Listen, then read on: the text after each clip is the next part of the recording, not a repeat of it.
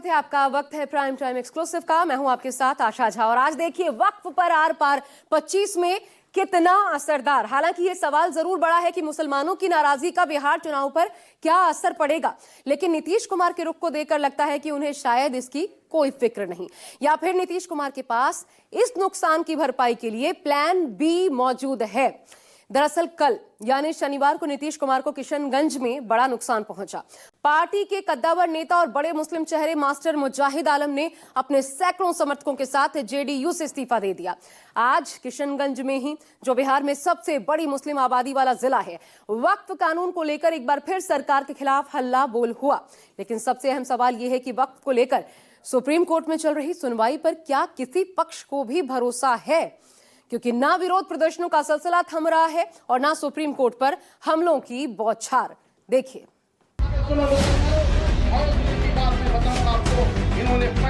मजहबी आजादी हमारा फंडामेंटल राइट है और जब फंडामेंटल राइट पर हमला होगा तो कोई कानून नहीं बन सकता है, इसलिए एक काला कानून है।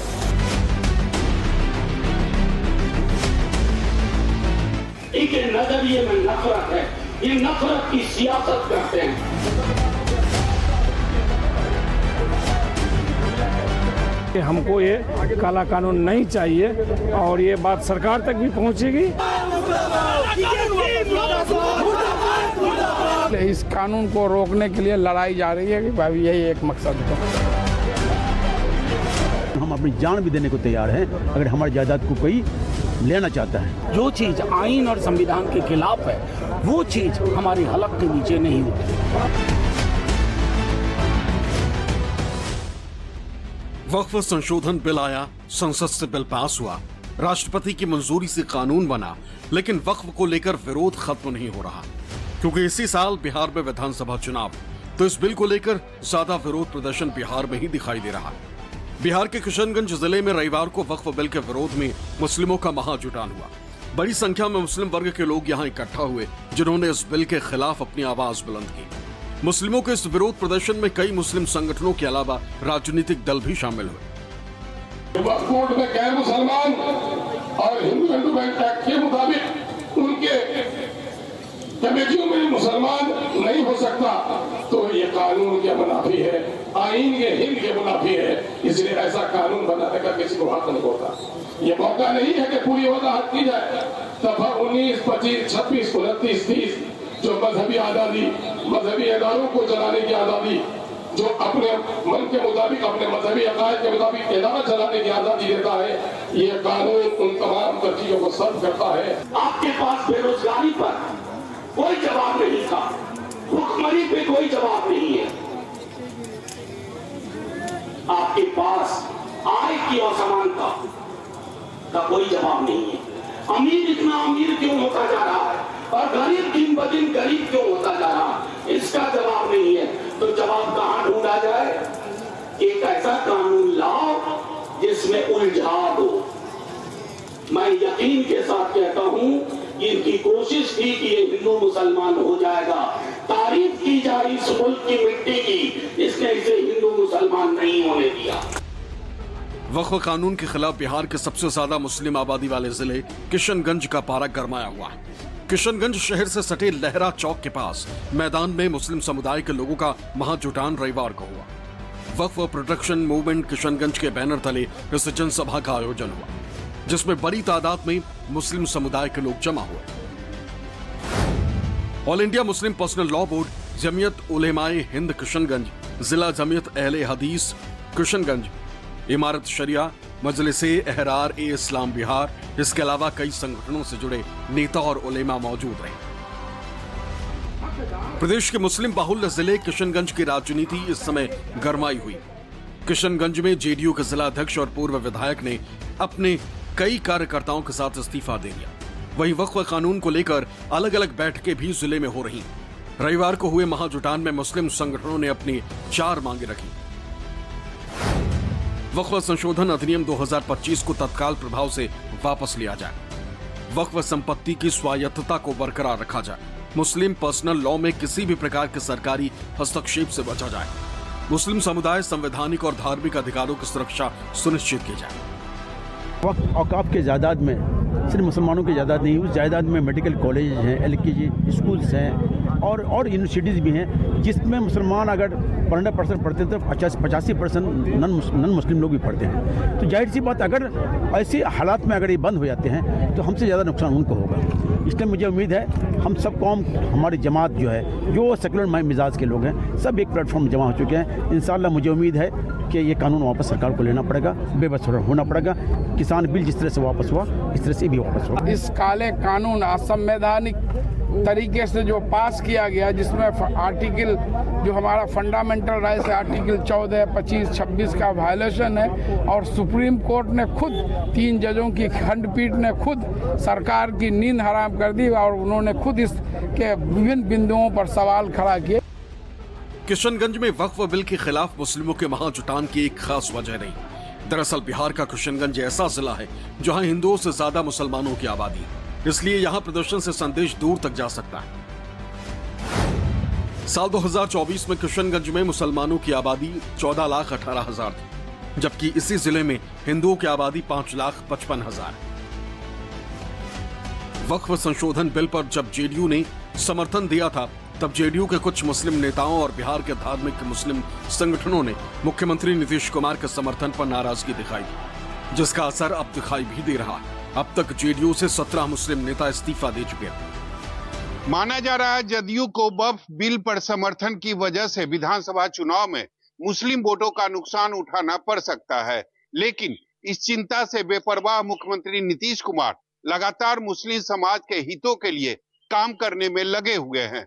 हाल में कई मुस्लिम नेताओं के इस्तीफे और शनिवार को किशनगंज के मास्टर मुजाहिद के पार्टी छोड़ने के बावजूद मुख्यमंत्री नीतीश कुमार मुस्लिम समुदाय को मैसेज देना चाहते हैं कि वो मुस्लिमों के हित के लिए कोई कोर कसर नहीं छोड़ेंगे। बिहार के मुख्यमंत्री नीतीश कुमार को शनिवार को उस समय बड़ा झटका लगा जब उनकी पार्टी जनता दल यूनाइटेड के 2 बड़े विधायक रहे मास्टर मुजाहिद आलम ने पार्टी से इस्तीफा दे दिया। मास्टर मुजाहिद ने सैकड़ों कार्यकर्ताओं के साथ जेडीयू से नाता तोड़ने की घोषणा की। वक्फ कानून के खिलाफ सुप्रीम कोर्ट में इन्होंने भी याचिका दायर कर रखी। मास्टर मुजाहिद पहले से ही वक्फ बिल के मुद्दे पर पार्टी के फैसले का विरोध कर रहे थे और लंबे समय से पार्टी से दूरी बनाए हुए थे। मास्टर मुजाहिद आलम को सीमांचल में जेडीयू का सबसे बड़ा चेहरा माना जाता था और वो किशनगंज से जेडीयू के जिला अध्यक्ष भी थे। इस पद पर उन्हें तीसरी बार नामित किया गया। मास्टर मुजाहिद आलम 2024 में किशनगंज से जेडीयू के लोकसभा उम्मीदवार भी थे। मास्टर मुजाहिद आलम की नाराजगी का अंदाजा उस वक्त ही हो गया था जब जदयू के मुस्लिम नेताओं की प्रेस कॉन्फ्रेंस हुई थी और उस प्रेस कॉन्फ्रेंस में मुजाहिद आलम का नाम होने के बावजूद उसमें वो शामिल नहीं हुए थे। उस प्रेस कॉन्फ्रेंस में जदयू के तमाम बड़े मुस्लिम नेताओं ने वक्फ बिल पर पार्टी के स्टैंड को सही साबित करने के लिए तर्क दिए थे।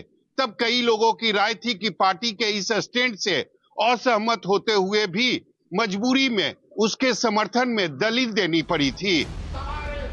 टीचर की नौकरी छोड़कर राजनेता बने मास्टर मुजाहिद आलम ने अब जेडीयू से किनारा कर लिया है, लेकिन जिस तरह से बिहार में वक्फ कानून को लेकर बवाल बढ़ता जा रहा है, उसे लेकर ऐसी आशंकाएं जताई जा रही हैं कि एनडीए को इसका बड़ा नुकसान उठाना पड़ सकता है। जिन लोगों ने ये कानून लाया है उसकी कोशिश यही है कि इस मुल्क में वो कम्युनिटी में इसी तरह हिंदू मुस्लिम करके लोगों को सड़क पर लाए और अपनी हुकूमत करें। वक्फ कानून को लेकर पटना में भी विरोध प्रदर्शन हुआ। पहले से तय कार्यक्रम के मुताबिक कांग्रेस के राष्ट्रीय अध्यक्ष मल्लिकार्जुन खड़गे भी शामिल होने वाले थे, लेकिन जब इस कार्यक्रम में राज्यपाल मोहम्मद आरिफ खान के शामिल होने की बात आई तो खड़गे ने अपना प्रोग्राम कैंसिल कर दिया। हिंदुस्तान का मौजूदा संविधान वो किसी भी, चाहे आप अल्लाह के मानने वाले हैं चाहे नहीं, चाहे हिंदू हैं, मुसलमान हैं, सिख हैं, ईसाई हैं, आप कोई भी हैं, आपके हुकूक बराबर हैं। जब हुकूक बराबर हैं तो माइनॉरिटी कौन हुआ? माइनॉरिटी अपने आप को कहने का मतलब है कि मैं ये मान रहा हूं कि मैं औरों से कम हूं। जिस तरह से वक्फ कानून को लेकर मुस्लिमों का विरोध बढ़ता जा रहा है, उससे सवाल उठने लगे हैं कि क्या इसका सीधा नुकसान नीतीश कुमार को उठाना पड़ेगा, क्योंकि बिहार में मुस्लिमों की आबादी 17% से ज्यादा है। अगर ये वर्ग विधानसभा चुनाव में एक तरफा वोट करता है तो बाजी पलट सकती है। आरजेडी वक्फ कानून को लेकर मुस्लिमों के साथ खुलकर समर्थन में खड़ी। तेजस्वी यादव और लालू यादव इससे पहले हुए विरोध प्रदर्शन में शामिल हो चुके हैं। ऐसे में अगर बिहार में एमवाई फैक्टर काम कर गया तो इसका सीधा लाभ आरजेडी और इंडिया ब्लॉक को मिलेगा। किशनगंज से अब्दुल करीम के साथ पटना से अमिताभ ओझा, न्यूज़ 24। दरअसल वक्फ बिल पर जेडीयू के समर्थन से माना जा रहा है कि इसका खामियाजा नीतीश कुमार की पार्टी को भुगतना पड़ सकता है। वैसे भी बीते 2 दशक में मुस्लिम वोटर्स को लेकर जेडीयू का ग्राफ गिरता रहा है। कभी 1.5 दशक पहले जेडीयू से 7 मुस्लिम चेहरे जीतकर विधायक बने थे। 2020 के विधानसभा चुनाव में एक भी मुस्लिम कैंडिडेट जेडीयू से जीत नहीं दर्ज कर पाया। साल दर साल कैसे ये ग्राफ गिरा है, मुस्लिमों का भरोसा कैसे टूटा है जेडीयू से धीरे धीरे, वो आपको जरूर देखना चाहिए। 2005 से दिखाते हैं, जब नीतीश कुमार सत्ता में आए थे पहली बार 4 मुस्लिम विधायक जीतकर सदन पहुंचे थे। 2010 में 7 जीते, 15 में फिर 5 जीते और 2020 में सुपड़ा साफ हो गया, पूरी तरीके से जेडीयू का पत्ता साफ हो गया। अब जेडीयू ने 2020 में 11 मुस्लिम कैंडिडेट चुनाव में उतारे, लेकिन एक उम्मीदवार भी जीत नहीं पाया। वैसे बिहार का सियासी समीकरण अगर आप देखें तो मुस्लिम वोटर्स की भूमिका काफी हद तक खास हो जाती है, क्योंकि बिहार के 9 जिले ऐसे हैं जहां मुस्लिम आबादी 20% से ज्यादा है। सबसे ज्यादा मुस्लिम आबादी उसी इलाके से है जहां की तस्वीरें आपने देखी, जमकर विरोध हो रहा है किशनगंज। रविवार को वक्फ कानून के विरोध में प्रोटेस्ट हुआ। बिहार में कितनी मुस्लिम आबादी किस जिले से आती है वो देखिए, क्योंकि इसका सीधा असर चुनाव में देखने को मिल सकता है। सबसे ज्यादा किशनगंज में 68%, कटिहार में 45%, अररिया में 43%, पूर्णिया में 39%, मधुबनी में 24% आबादी आती है। इसके अलावा बाकी जिले जो हैं उसमें सीतामढ़ी आता है, पश्चिमी चंपारण आता है। देखिए सीतामढ़ी 21%, पश्चिमी चंपारण 21%, पूर्वी चंपारण में 20% और दरभंगा में भी 20% मुस्लिम आबादी आती है। और इस आबादी के लिहाज से बिहार की 243 में से 47 विधानसभा सीटों पर मुस्लिम वोटर्स का प्रभाव है। जाहिर है इतनी सीटें बिहार में चुनावी समीकरण बनाने और बिगाड़ने की दोनों ताकत रखती हैं। अब सवाल यह है कि अगर नीतीश कुमार नहीं तो फिर किसकी तरफ जाएगा मुस्लिम समाज। इसे लेकर बिहार की राजनीति को समझने वाले कहते हैं कि वक्फ बोर्ड अमेंडमेंट बिल का फायदा उन दलों को मिलने वाला है जिन्होंने इसका विरोध किया खुलकर। राजद खुलकर मुस्लिमों के समर्थन में खड़ी दिखी। दूसरी तरफ इसी मुस्लिम वोट बैंक पर कांग्रेस की भी नजर है और कांग्रेस लगातार बिहार में मुस्लिम और दलित वोट साधने के लिए जमीन पर काम कर रही है। हम आपको दिखाते हैं आगे कैसे। जहां झगड़ा नहीं हो रहता, जहां डिस्प्यूट नहीं है, वहां मोदी जी डिस्प्यूट कराने लगते हैं, झगड़े कराने लगते हैं।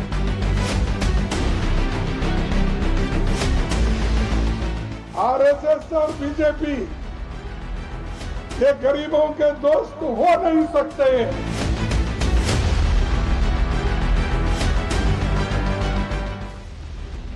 बिहार में विपक्ष में बैठी आरजेडी और कांग्रेस को उम्मीद है कि वक्फ कानून की वजह से मुस्लिम वोटर एनडीए से दूर होगा, इसलिए इस वोट बैंक पर दोनों दलों की नजर टिकी हुई। इसी के साथ कांग्रेस दलित वोटर्स पर भी फोकस किए हुए। इसकी बानगी रविवार को बक्सर में दिखाई दी। रविवार को बक्सर में कांग्रेस के राष्ट्रीय अध्यक्ष मल्लिकार्जुन खड़गे ने जनसभा को संबोधित किया। इसके लिए पहले से कार्यक्रम तय किया गया। इस जनसभा को जय बापू, जय भीम, जय संविधान का नाम दिया। नाम से ही तस्वीर साफ है कि कांग्रेस दलित वोटर्स को साधना चाहती है, जिसकी बिहार में भागीदारी करीब 19%। इस जनसभा को बक्सर के दलसागर मैदान में आयोजित किया गया। इस दौरान खड़गे ने वक्फ कानून का जिक्र किया। मोदी जी ने एक वक्फ बिल लाके अपने लोगों को कहकर जबरदस्ती से ये वक्फ बिल बना लिया। उस पर किसी का तकरार ही नहीं था। जहाँ झगड़ा नहीं हो रहता, जहाँ डिस्प्यूट नहीं है, वहाँ मोदी जी डिस्प्यूट कराने लगते हैं, झगड़े कराने लगते हैं और लोगों को हिंदू और मुसलमान में बांटने के लिए, बैकवर्ड्स और अमीरों को अलग करने के लिए, बैकवर्ड और अति बैकवर्ड को अलग करने के लिए ये काम करके उन्होंने देश को इतना तबाह और तंग कर दिया है। इस बार कांग्रेस बिहार में ईबीसी, ओबीसी और दलित सबको जोड़कर आगे बढ़ने की रणनीति पर काम कर रही है। राहुल गांधी का प्लान दलितों के साथ साथ पिछड़ों और अति पिछड़ों को साथ लाने का है। इससे कांग्रेस बिहार में अपना जनाधार पहले से बेहतर करने में कामयाब हो सकती है। राहुल जानते हैं कि अगर इस वोट बैंक में सेंध लगाने में कामयाबी मिलती है तो न सिर्फ कांग्रेस बिहार में मजबूत होगी बल्कि एनडीए को भी झटका लगेगा। आरएसएस और बीजेपी ये गरीबों के दोस्त हो नहीं सकते, किसानों के दोस्त हो नहीं सकते और महिलाओं के दोस्त भी नहीं हो सकते। हमारे समाज में ये सब लोग कुचले हुए थे, इनको ऊपर उठाने का काम कांग्रेस किया। कोई आपके पास आएगा जाति के नाम से वोट पूछेगा और कोई आएगा सबकास्ट के नाम से वोट पूछेगा। ये सब लोग गरीबों को लूटने वाले हैं, गरीबों की भला करने वाले कोई पार्टी नहीं। बीते दिनों राहुल गांधी ने पटना में जातिगत जनगणना का मुद्दा भी उठाया। दावा किया कि पिछड़ों और दलितों की उच्च पदों पर उतनी हिस्सेदारी नहीं है जितनी होनी चाहिए। बड़े पदों पर सवर्णों का ही बोलबाला है। इस परंपरा को राहुल गांधी तोड़ने की बात करते हैं। बिहार में इस खास वर्ग को साधने के उद्देश्य से ही बीते दिनों कांग्रेस ने अपना प्रदेश अध्यक्ष भी बदला था और दलित चेहरा राजेश कुमार को नया प्रदेश अध्यक्ष बनाया। आप अस्पताल जाते हो, कभी आपसे डॉक्टर कहता है भैया एक्सरे मत करो। एक्सरे से कोई नुकसान थोड़ी होता है, एक्सरे से सच्चाई पता लगती है। वही हम कर रहे हैं, एक प्रकार से हम सामाजिक एक्सरे कर रहे हैं कि भैया सच्चाई क्या है, किसके पास कितना धन है, कौन कहां बैठा है, गरीब लोग कितने घुस पा रहे हैं, किन लोगों को कैसे रोका जा रहा है, ये सब जाति जनगणना से मिल जाएगा। कांग्रेस का जिस तरह का एक्शन बिहार में दिखाई दे रहा है, वैसा हरियाणा, दिल्ली और महाराष्ट्र चुनाव में दिखाई नहीं दिया था। जबकि बिहार चुनाव में अभी कम से कम 6 महीने का समय है, लेकिन कांग्रेस अभी से अपना जनाधार मजबूत करने में जुटी। राहुल गांधी 3 महीने में बिहार के 3 दौरे कर चुके हैं। कन्हैया कुमार के नेतृत्व में पलायन रोको रोजगार दो यात्रा निकाली। दलित वोट बैंक को देखते हुए राजेश राम को प्रदेश अध्यक्ष बनाया। जिला अध्यक्षों में पिछड़ों और दलितों की भागीदारी बढ़ाई। पिछले 3 दशक से बिहार में कांग्रेस की स्थिति कुछ खास नहीं रही। लोगों की नजर में कांग्रेस आरजेडी की पिछलग्गू पार्टी बनकर रह गई थी, लेकिन अब कांग्रेस की दिशा और दशा बदलने लगी है। एक नए समीकरण और सोच के साथ कांग्रेस ग्राउंड पर खुद को मजबूत करने की कवायद में जुट गई। बिहार में कांग्रेस का प्लान दिल्ली वाला भी हो सकता है। भले ही दिल्ली में कांग्रेस एक भी सीट नहीं जीत पाई, लेकिन अपने वोट बैंक को पहले से ज्यादा मजबूत किया। इसी महीने 8 और 9 अप्रैल को अहमदाबाद में कांग्रेस का अधिवेशन हुआ, जिसमें ग्राउंड पर पार्टी की पकड़ मजबूत करने की रणनीति बनी, जिसके लिए अब कांग्रेस बूथ स्तर पर काम करेगी, जिसके तहत कांग्रेस कार्यकर्ता हर मतदाता तक अपनी पहुंच बनाएंगे और इसकी शुरुआत बिहार से की जा रही है, ताकि इसका चुनाव में सियासी फायदा मिल सके। Bureau report, news 24।